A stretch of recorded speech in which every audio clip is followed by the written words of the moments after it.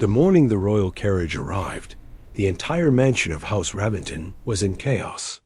Servants rushed through the halls, nobles whispered in fear, and Lady Helena Raventon shouted orders that echoed through every corridor. The reason was simple and terrifying. The arranged marriage contract between the Raventon family and the Vampire King had to be fulfilled before midnight, or the consequences would destroy them all. For 2 centuries, the Raventons had lived under the protection of the Vampire Kingdom, receiving wealth, land, and safety. In return, they owed a bride from their bloodline every 3rd generation. That bride was supposed to be the beautiful eldest daughter, Lyra. But sometime during the night, Lyra had disappeared. In a small servant room at the back of the mansion stood the girl no one ever considered important. Her name was Lyra. Unlike her sister, Lyra had never worn silk dresses or attended royal gatherings. Her clothes were plain, her hands rough from years of work, and her life had been spent cleaning floors and serving the very family that shared her blood. Many people in the house even forgot she was technically a Raventon. To them she was simply the quiet girl who stayed out of the way. The door burst open violently. Lady Helena entered with cold eyes and sharp movements, followed by 2 maids holding a dark velvet dress. Lyra immediately lowered her head, expecting another order or insult. But what Helena said next made the air in the room feel suddenly heavy. "Your sister has run away," she said in a voice that carried both anger and fear. "The Vampire King's carriage is already waiting outside. The contract must be fulfilled. That means you will go instead."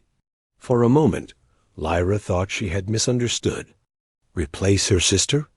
Marry the Vampire King? The stories about him had haunted the entire kingdom for generations. A ruler centuries old, feared by every noble house, a man whose presence alone could silence a crowd. No human bride sent to his castle had ever returned to her family.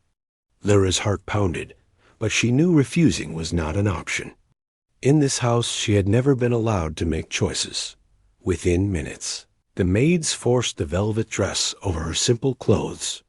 It was expensive and beautiful, but on her it felt like armor meant for someone else.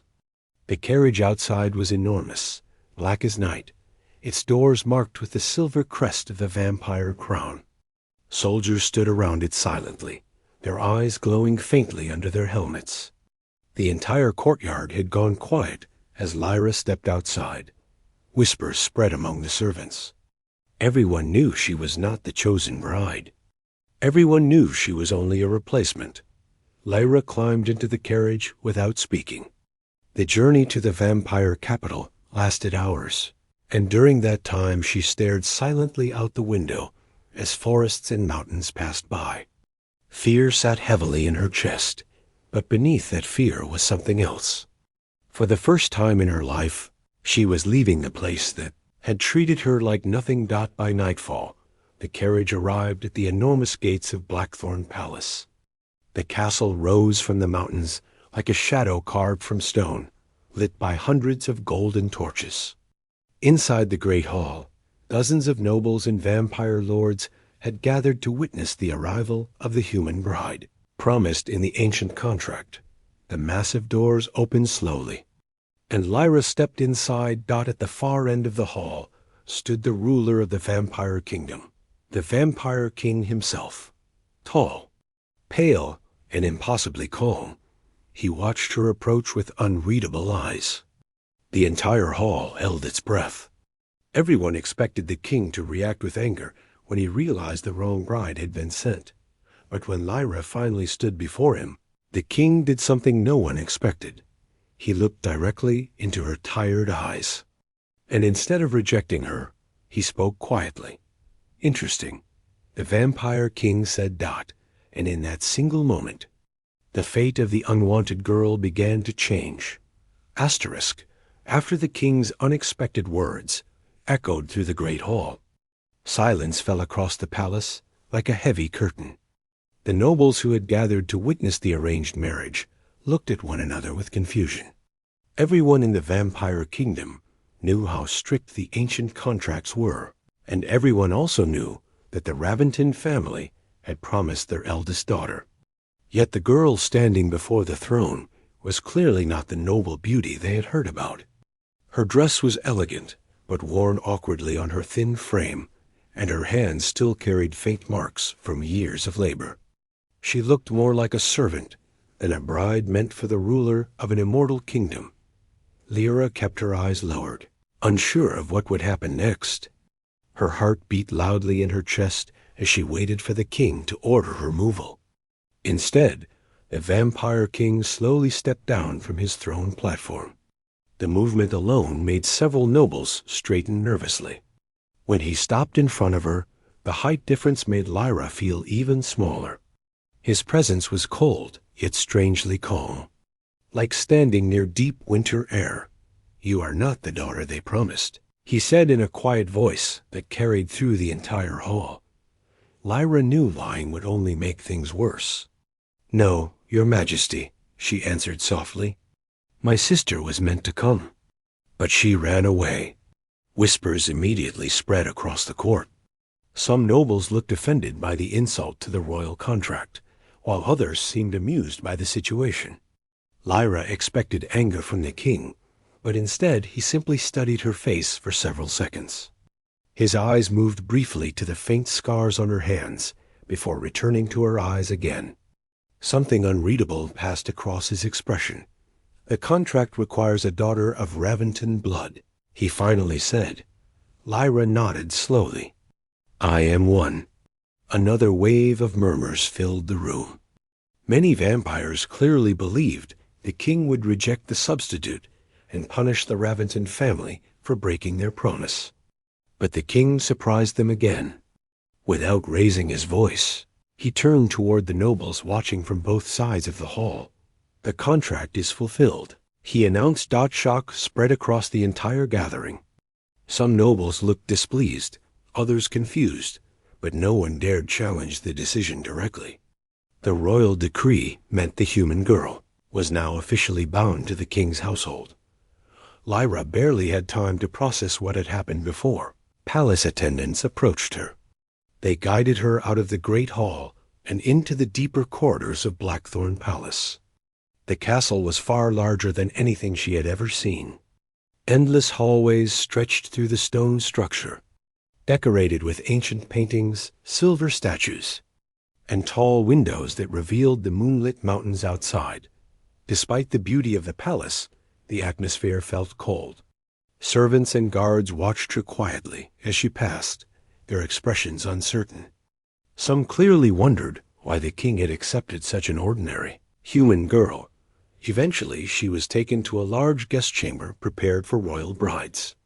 The room was warm and filled with elegant furniture, soft carpets, and tall candle stands. It was more comfort than Lyra had experienced in her entire life. Yet she could not relax. She felt like someone who had accidentally stepped into a world where she did not belong. As the attendants left the room, Lyra walked slowly toward the large window overlooking the palace courtyard. The moonlight illuminated the dark mountains surrounding the castle, making the kingdom feel both majestic and isolated. Suddenly, the quiet of the room was broken by the sound of the door opening again. Lyra turned quickly, expecting another servant. Instead, a small girl stood at the entrance. She looked no older than 8 years old, with pale skin and long dark hair that fell over a delicate dress.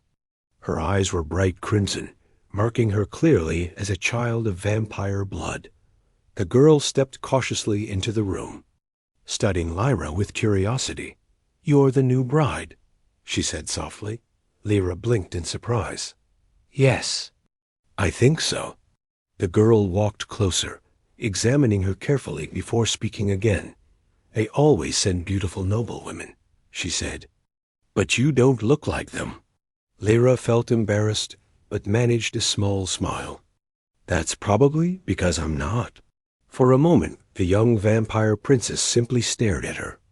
Then something unexpected happened.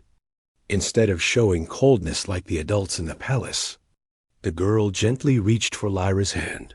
"You're different," the princess said quietly outside the chamber door. Unseen by both of them, the vampire king stood silently in the hallway, listening. The small vampire princess continued holding Lyra's hand as if it were the most natural thing in the world. Her crimson eyes examined Lyra with simple curiosity, rather than the judgment the adults in the palace had shown all evening. Lyra felt nervous, but strangely calm at the same time. She had never expected the first person to approach her kindly inside Blackthorn Palace would be the king's own daughter. The young princess looked around the room quietly before speaking again in a softer voice. She explained that her name was Arya, and that most people inside the palace treated her carefully, but rarely spoke to her normally. Many nobles feared the king too much to behave naturally around his child. Lyra listened patiently, nodding and smiling gently whenever the girl spoke. Without realizing it, the tension that had filled the room earlier slowly faded. Outside in the hallway, the vampire king remained standing silently in the shadows. He had not planned to enter the chamber when he followed the princess, but the sight of the two together had made him pause. Through the slightly open door, he could hear their quiet conversation. What surprised him was how calm his daughter sounded. For years, Arya had struggled with loneliness inside the palace walls. Tutors, guards, and noble guests always treated her like a symbol of royal blood rather than a child. Yet with the human girl, she sounded relaxed, even cheerful. The king remained silent, observing without interrupting. Inside the chamber, Lyra noticed something else about the princess. Although Arya was trying to appear composed, her small hands trembled slightly. Lyra knelt down so she was at the same height as the child and asked gently if something was wrong. At first Arya hesitated, but then she quietly admitted that strange attacks had been happening inside the palace recently. Several guards had been injured in the last week by unknown creatures appearing in the outer corridors at night. The palace council believed enemies from rival vampire clans were testing the castle's defenses. Because of this, Arya had been forbidden to leave the inner wing of the palace alone. The girl's voice carried both frustration and fear as she explained how the palace suddenly felt less safe than before. Before Lyra could respond, a distant crash echoed through the hallway outside the chamber. Both of them froze. The sound was followed by shouting from the guards somewhere deeper in the palace. Lyra stood slowly, while Arya looked toward the door with wide eyes. Another loud noise followed, this time closer. Something heavy struck the corridor wall with frightening force. The peaceful atmosphere in the room vanished instantly. The chamber door suddenly burst open. One of the royal guards stumbled inside, his armor scratched and his breathing uneven. "Princess Arya," he shouted urgently, "you must come with me now." Before he could explain further, a dark shadow moved across the hallway behind him. The guard turned just in time to raise his weapon, but something fast and powerful slammed him against the wall. Lyra barely had time to react before the creature stepped into the doorway. It was tall, twisted, and covered in black armor-like skin that reflected the candlelight. Its glowing eyes searched the room immediately until they locked onto the princess. Arya stepped back in fear. The guard tried to rise again, but the creature struck him aside with brutal strength. The monster clearly had only one target. Without thinking, Lyra moved in front of the princess. Her heart pounded violently, and fear surged through her body, but she refused to step away. She had spent her entire life feeling powerless, yet in that moment instinct pushed her forward rather than back. The creature lunged toward them, moving with terrifying speed. Lyra grabbed the nearest object she could find, a heavy metal candle stand from the nearby table, and swung it toward the creature with all the strength. She had the impact slowed the monster just enough. Before it could recover, another figure moved faster than anything Lyra had ever seen. The vampire king appeared in the doorway, like a shadow of pure speed and power.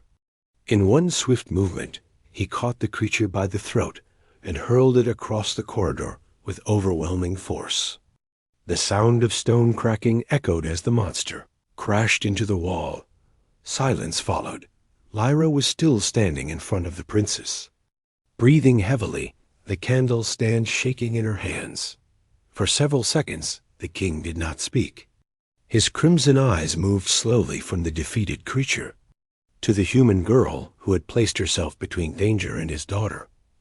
And for the first time since her arrival, the entire palace would soon learn something important. The replacement bride was not weak. Asterisk. The corridor slowly filled with royal guards after the creature had been defeated. The monster's body lay motionless against the broken wall where the vampire king had thrown it. Several soldiers cautiously approached it, while others escorted the injured guard away for treatment. The palace that had once seemed silent and majestic now felt tense and uncertain. Lyra was still standing beside Princess Arya, her hands shaking slightly as the fear of what had just happened began to catch up with her. She had acted without thinking, but now she realized how close the danger had been. If the king had arrived even a few seconds later, the outcome might have been very different. The vampire king turned toward his daughter first. His expression softened slightly as he placed a protective hand on Arya's shoulder. "You are safe," he told her calmly. The princess nodded, but remained close to Lyra, as if she did not want to move away yet. That small gesture did not go unnoticed by the guards standing nearby. It was rare for the princess to trust anyone so quickly, especially a human outsider who had arrived only hours earlier. The king's attention, then, shifted toward Lyra. For a moment, neither of them spoke. Lyra lowered her gaze respectfully, unsure if she had broken any royal rules by interfering in a palace threat. Instead of anger, however, the king's voice carried quiet acknowledgement. "You placed yourself in danger to protect her," he said. "Why?" Lyra hesitated before answering honestly. "She was afraid," she said softly. "I did not think about anything else." Several nobles who had arrived to investigate the disturbance exchanged uneasy looks. Many of them had already been uncomfortable with the king accepting a replacement bride, and now the human girl had done something that placed her directly in the king's favor. The palace council members began whispering quietly among themselves, while the guards removed the creature's body from the hallway. One of the older vampire lords stepped forward carefully. His name was Lord Valen, a powerful member of the royal council, known for his strict views on vampire traditions. He bowed slightly toward the king before speaking. "Your Majesty, this attack confirms our concerns. Enemies are testing the palace defenses. Allowing a human bride inside the royal household may invite further danger." Lyra felt the tension in the corridor immediately. She knew the words were not simply about the attack. Many nobles believed humans did not belong in the vampire royal line. The king listened silently for a moment before responding in a calm but firm voice. "The contract with House Raventon was established long before any of you joined this council. The agreement will be honored." Lord Valen lowered his head again, but did not look satisfied. The council members eventually left the corridor one by one. Though their quiet conversations made it clear the matter was far from settled. Later that night, Lyra was escorted to a quieter section of the palace where the king wished to speak with her privately. The chamber he chose was a large library filled with ancient books and tall windows overlooking the dark mountains. The atmosphere was calmer there, but Lyra could still feel the seriousness of the moment. The vampire king stood near the window, his expression thoughtful. After a moment, he began explaining something Lyra had never fully understood before. The marriage contract between the Raventon family and the vampire crown was not simply about tradition or tribute. Centuries ago, when the vampire kingdom had been struggling against rival clans, a human healer from the Raventon bloodline had saved the life of the king's ancestor. As a symbol of alliance and gratitude, The pact between the two bloodlines had been created. Every third generation a bride would join the royal household to keep the alliance alive. Lyra listened carefully, surprised by the history she had never been told. "But my sister was meant to come," she said quietly. The king turned toward her slowly. "Yes," he replied. "But when you entered the hall tonight, I realized something unexpected." Lyra looked up, unsure what he meant. "The Raventon bloodline carries a rare strength," the king continued calmly. "It appears not only in power or beauty, but in courage. Tonight you proved something your sister never could." Lyra did not know how to respond. No one had ever spoken about her with respect before. Before their conversation could continue, however, a guard hurried into the library with urgent news. Another strange incident had been discovered inside the outer palace grounds. Signs of infiltration suggested that the earlier creature had not acted alone. The attack on the princess had only been the beginning, and somewhere inside the palace walls, someone was helping the enemy enter. The news about possible traitors inside the palace spread quickly through Blackthorn Castle. Guards doubled their patrols, council members argued about security, and tension grew heavier in every corridor. Lyra could feel the unease even among the servants who passed her in the halls. Although some now looked at her with curiosity or quiet respect after what had happened with Princess Arya, many nobles still saw her as a fragile outsider who had no place inside the royal family. For Lyra, the situation felt overwhelming. She had arrived only a short time ago, expecting nothing but rejection. Yet now she stood in the center of palace politics and hidden dangers. Despite the growing tension, one thing had clearly changed. Princess Arya had begun visiting Lyra almost every day.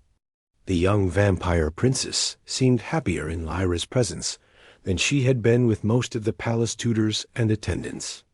They often spent time in the palace gardens or the quieter sections of the castle where Arya could speak freely. Lyra listened patiently to the princess's stories about the palace and the loneliness she had, sometimes felt growing up surrounded by strict royal expectations. For Lyra, those conversations reminded her of something she had rarely experienced in her old home: simple kindness. One afternoon, while Lyra and Arya were walking through the moonlit garden courtyard, a group of royal guards suddenly approached with urgent expressions. Their leader bowed respectfully before speaking. "Your Majesty requests your presence in the great hall immediately," he said. Lyra felt her stomach tighten. The tone in the guard's voice suggested that something serious had happened again. When Lyra entered the great hall, she immediately noticed that the entire royal court had gathered. Nobles stood in organized rows, while council members whispered among themselves. At the far end of the hall, near the massive doors, 3 familiar figures stood surrounded by guards. Lyra froze. Her stepmother, Lady Helena, and her sister Lyra had arrived at the palace. They looked very different from the last time Lyra had seen them.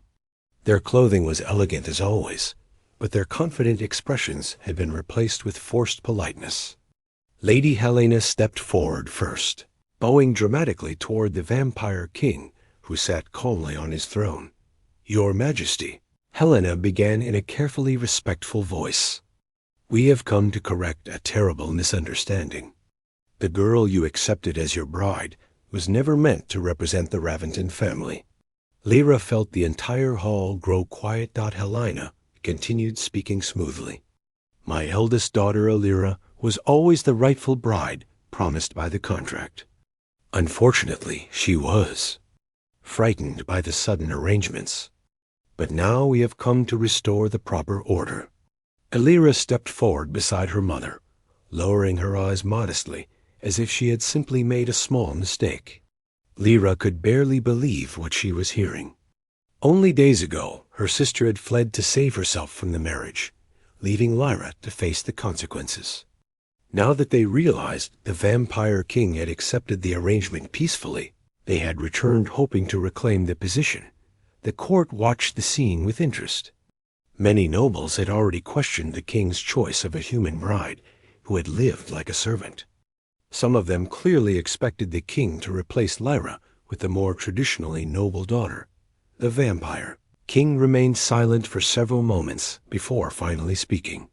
His voice was calm, but the authority in it silenced the entire hall. Immediately, you abandoned the contract, he said to Helena, and Lyra, your daughter fled the agreement that your family accepted centuries ago. Helena forced a smile. Fear can cloud a young girl's judgment, Your Majesty. But now we are ready to correct the mistake. The king's eyes slowly shifted toward Lyra, who still stood quietly near the center of the hall. For a moment, Lyra felt the same fear she had known all her life. The fear that someone stronger would simply decide her fate again. But this time something different happened. A vampire king rose from his throne. His gaze returned to Helena and Lyra, and his voice carried clearly through the great hall. The contract required a daughter of Raventon blood, he said firmly. That daughter arrived at my palace. She faced danger. She protected my child. She honored the agreement when your family refused. Helena's confident expression began to fade. The king's final words echoed across the hall like a judgment. The bride will not be replaced. And for the first time in her life, Lyra realized that the family who had once controlled her had finally lost their power over her. The great hall of Blackthorn Palace remained silent after the vampire king's words echoed through the chamber. Every noble, guard, and council member watched the scene unfold with intense attention. Lady Helena and Lyra stood frozen where they had been speaking only moments earlier. The confidence they had carried when they first entered the palace had disappeared. They had expected the king to welcome the more beautiful and socially acceptable daughter, believing Lyra would be dismissed without question. Instead, the king's decision had turned the entire situation against them. Helena attempted to regain her composure and stepped forward once more. Your Majesty, she said carefully, surely the royal court understands that a noble marriage must strengthen the kingdom. My daughter Lyra has been raised to represent the Raventon name properly. The other girl, she was never meant for such responsibility. The insult hung in the air. Several nobles quietly observed Lyra, curious how the human bride would react. In the past, Lyra would have lowered her head and accepted the words silently. But something inside her had changed during her short time inside the palace. She had faced danger, protected the princess, and stood in front of the most powerful vampire in the kingdom without running away. The vampire king did not respond immediately. Instead, his gaze shifted toward Lyra, as if giving her the chance to speak for herself. Lyra slowly stepped forward. Her voice was calm, but everyone in the hall could hear it clearly. You never wanted me in the family, she said to Helena and Lyra. For years I worked in the same house where you lived in comfort. You treated me like someone who did not belong anywhere. Helena's expression tightened, but Lyra continued before she could interrupt. When the contract required a bride, my sister ran away. I was sent here because you believed my life had no value.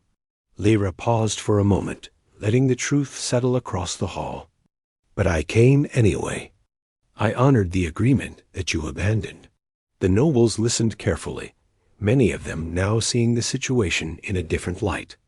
What had once looked like a simple mistake was beginning to resemble a story of loyalty and courage. Helena tried one last time to argue. Even if that is true, she said sharply, the kingdom deserves a bride worthy of the throne. Before Lyra could respond, the vampire king stepped forward beside her. His presence alone silenced the room. For centuries, I have ruled this kingdom through power and fear, he said slowly. Every noble house respects strength, wealth, and bloodlines. But tonight I have seen something far more important. His gaze moved across the gathered court before returning to Lyra. This human girl arrived here alone, without protection, without influence, and without pride. Yet when danger appeared, she acted without hesitation to protect my daughter. His voice remained calm, but the meaning behind it was clear. That is the kind of loyalty a kingdom is built upon. No one in the hall dared challenge him. Helena and Lyra finally realized their plan had completely failed. Guards approached them quietly and escorted them away from the throne area. They would be allowed to return home, but their influence within the kingdom had been permanently damaged. As the doors closed behind them, the tension in the hall slowly faded. The vampire king then turned toward the assembled nobles. "The contract between our bloodlines is fulfilled," he announced. "Lyra Raventon will remain in this palace as my chosen bride." The court bowed in acceptance of the royal decree. Later that evening, Lyra stood on the palace balcony, overlooking the vast mountains surrounding the kingdom. The cold night wind moved softly through the courtyard below. Everything in her life had changed faster than she could fully understand. The quiet girl who had once scrubbed floors in the shadows now stood in a place of honor she had never imagined. Footsteps approached behind her. The vampire king joined her at the balcony railing, watching the distant lights of the kingdom. "You showed courage when no one expected it," he said calmly. Lyra looked out across the mountains before answering softly, "I only did what felt right." For a moment, the two of them simply stood in silence. Far below in the palace courtyard, Princess Arya laughed while running across the garden paths with the palace attendants. The sound carried upward into the quiet night air. The vampire king watched his daughter for a moment before speaking. "Again, sometimes," he said quietly, "the person the world rejects is the one it needs most." Lyra felt the truth in those words. The girl who had been sent as a replacement bride had become something no one had predicted. Not a servant, not a mistake, but the future queen of the vampire kingdom.